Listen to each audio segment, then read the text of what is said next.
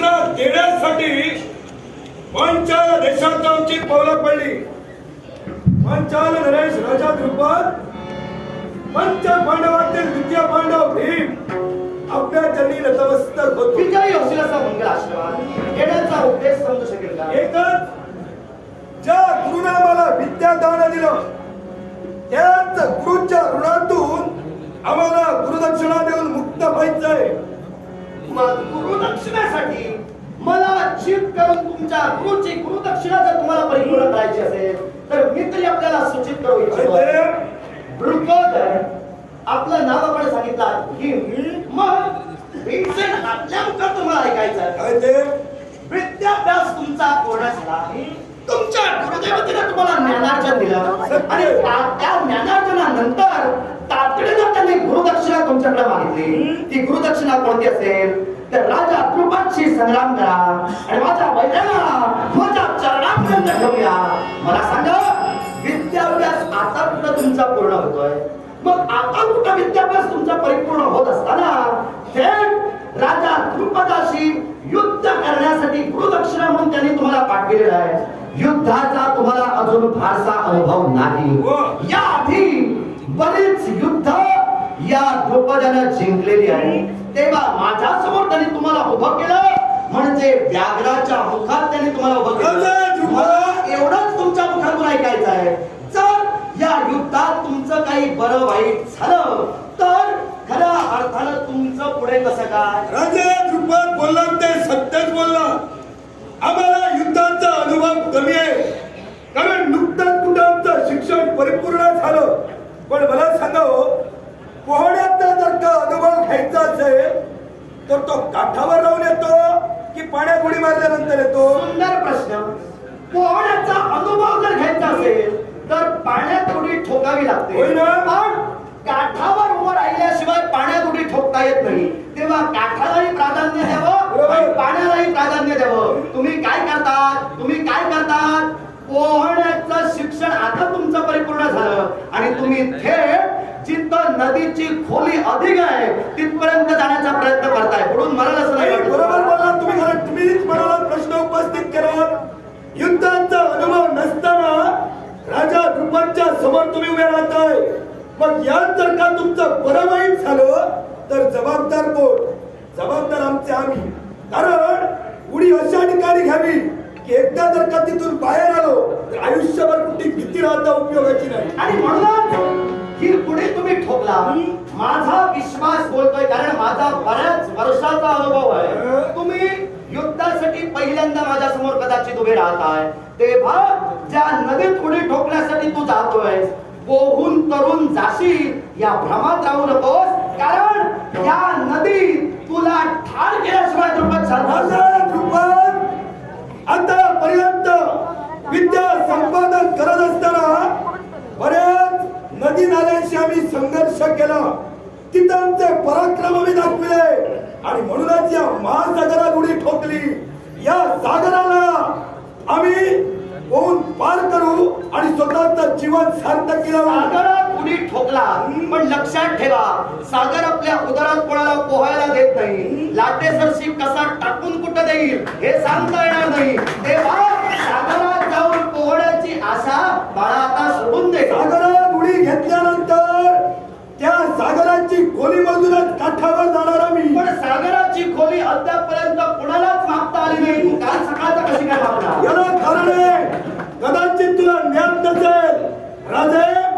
हो आम्ही आता जे आलोत ना ते सुस्थितीतच आलो या सागरात उडी घेण्यासाठी. आता पाण्याचं उदाहरण दिलं म्हणून सांगतो.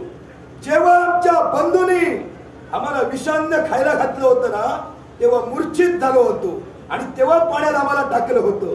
तेव्हा जर त्या पाण्याची खोलीमधून जर आम्ही जिवंत येऊ शकतो तर या सागराची खोली मोजायला वेळ लागणार नाही. आता शंका उपस्थित झाली.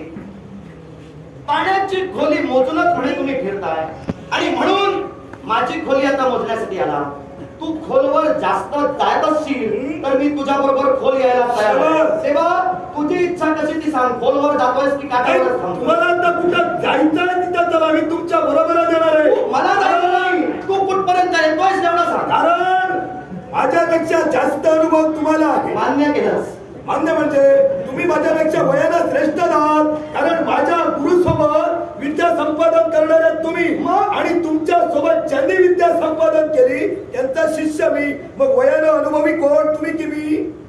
वयानं अनुभवी निश्चितच मी, हा? कारण तुझ्या गुरुपासून मी शिकतोय. बरोबर. तू अलीकडे शिकून आता मला येऊन सांगतोय ते बा विषय पाण्याचा आला, काठावर सध्या तरी उभा आहेस, मला तुला कुठं द्यायचं नाही. तू पाण्यात कितपर्यंत येतोस तेवढं सांग, तिथपर्यंत तुला घेऊन जाईल. मी तुला प्रथमच म्हटलं. तुला नाही, तुम्हाला म्हण. राजे नाही, आता तुम्हाला असं जर तुमचा मान सन्मानच राखायला हवा.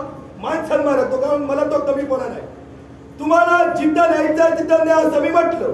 आता राहता राहिला प्रश्न, आम्ही जर इथं आलोत ना ते आमच्या गुरुला गुरुदक्षिणा देण्यासाठी झालो. मग त्यासाठी कुठेही जावं लागलं तरी चालेल. मग गुरु दक्षिणा देण्यासाठी जर इथपर्यंत तुम्ही आलात तर मला तरी असं वाटतंय, ज्या गुरुचा कैवार घेऊन आणि ज्या गुरुच्या स्वाभिमानात माझ्यापर्यंत तुम्ही आला, हा तुमचा गुरु तुम्हाला पुढे करून आपली सूड भावना सफल करतो. आमच्या गुरुने मला ज्ञान दिलंय. आमच्यासाठी तो सर्वश्रेष्ठ गुरु आहे. आमच्यासाठी तो वंदनीय पूजनीय आहे. मग ज्या गुरुनं जी गुरुदक्षिणा मागितली ती गुरुदक्षिणा देणं शिष्याचं कर्तव्य गुरु ठरलं. दक्षिणा मागितलेली देणं शिष्याचं कर्म बोलतोय. मी तुमचं कर्म चुकीचं आहे मी म्हणत नाही, मी तुमच्या गुरुला दोषी ठरवतोय. कारण ज्यांना आता उभं केलं गेलं, आता अलीकडच्या काळातच विद्याभ्यास परिपूर्ण करून ज्यांना घडविलं गेलं, त्यांना थेट एका राजकर्त्याशी युद्ध करण्यासाठी पाठवणं आणि आपण मागं राहणं इथं तुझ्या गुरुचा स्वार्थ आहे. म्हणजे तुझ्या गुरुचं झालं कसा, साप मारायचा असेल तर तो पावण्याच्या आतून मेला तर पावणा नाही तर साप आपण सुखी. पण राजा मला सांगावं, ज्या माझ्या गुरूंनी तुमच्या समवेत ज्ञान संपादन केलं त्या गुरूंना नक्कीच ज्ञान असेल तुमचं ज्ञान आणि तुमची कर्तबगारी ही काय त्यांनाही ज्ञान असेल. मग त्यांनी जर का आम्हा मुलांना तुमच्या समोर उभं केलं असेल तर त्यांचा किती दृढ आत्मविश्वास असेल की आपले शिष्य ज्याने आपल्या बरोबर ज्ञान संपादन केलं त्याला धूळ चालू शकता. हा तुझ्या गुरुवरचा तुझा आंधळा विश्वास बोलतोय. पण जिथून तू त्याला ओळखत नाही त्याच्या आधीपासून मी त्याला ओळखतोय. तेव्हा तुझ्या विश्वासाचा तू मला सांगू नकोस. दुसरी गोष्ट, मी काय तुझ्या समोर मुद्दा उपस्थित केला, जर त्याला गुरुदक्षिणा जर मागायची होती तुमच्याकडून तर गुरुदक्षिणा अनेक प्रकारे तो मागू शकला असता. पण सुडागली अंतस्करणात सतेज ठेवून आपण मागे राहून तुम्हाला ज्याला जास्त त्यांनी पुढे पाठवलं. अर्थात जर समजा माझ्या हातून तुम्ही मेला असं म्हणत नाही, तुम्ही मरणारच. कारण काय होऊ शकतंय मी सांगू शकत नाही. जर तुम्ही मेला तर तुमचं अस्तित्व आता कुठं सुरू होणार ते इथंच संपेल. तेव्हा तुम्ही या क्षणी तुमचा मतप्रवाह बदला आणि मागत राजा कदाचित तुमच्याशी संघर्ष करत असताना आम्ही मेलो तर आम्ही म्हणा आमची काया गुरुच्या गुरुदक्षिणेसाठी झिजली, गुरुची गुरुदक्षिणा देण्यासाठी कुठेतरी असमर्थ ठरली, म्हणूनच आम्ही मेलो.